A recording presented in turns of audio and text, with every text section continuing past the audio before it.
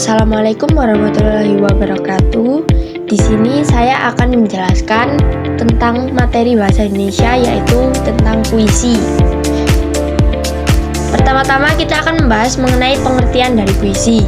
Puisi atau sajak merupakan ragam sastra yang bahasanya terikat oleh irama, mantra, rima, serta penyusutan larik dan bait.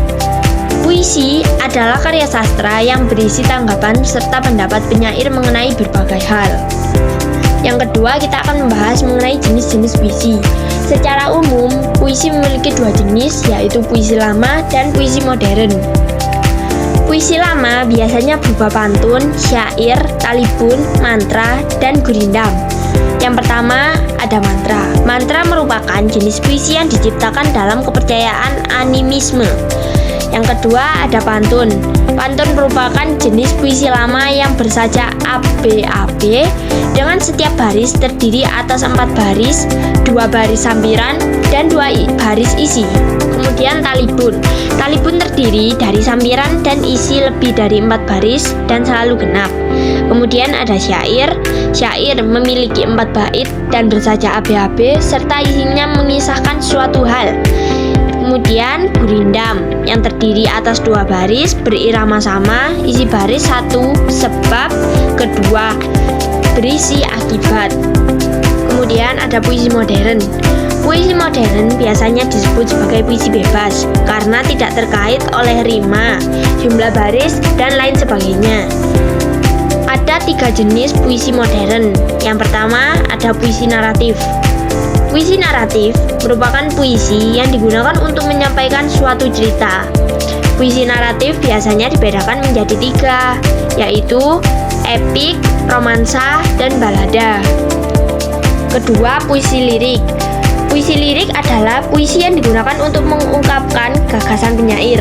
Yang ketiga, ada puisi deskriptif.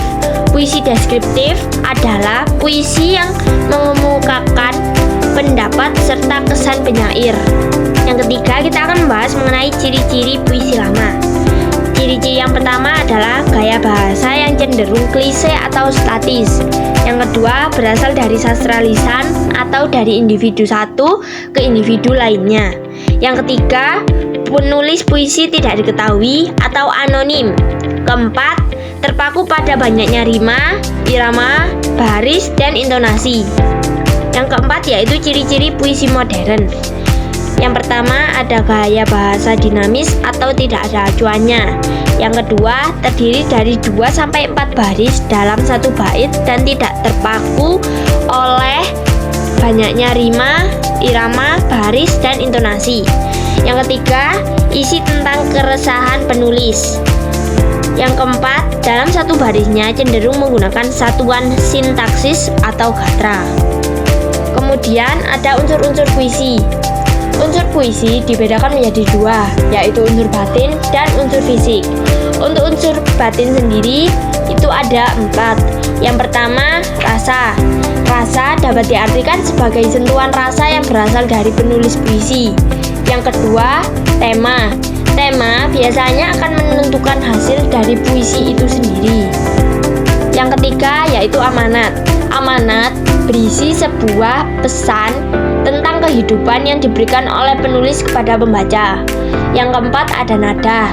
Nada diartikan sebagai bunyi dari puisi yang dibuat oleh penulis atau penyair.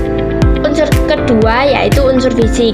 Unsur fisik itu ada 6. Yang pertama, gaya bahasa.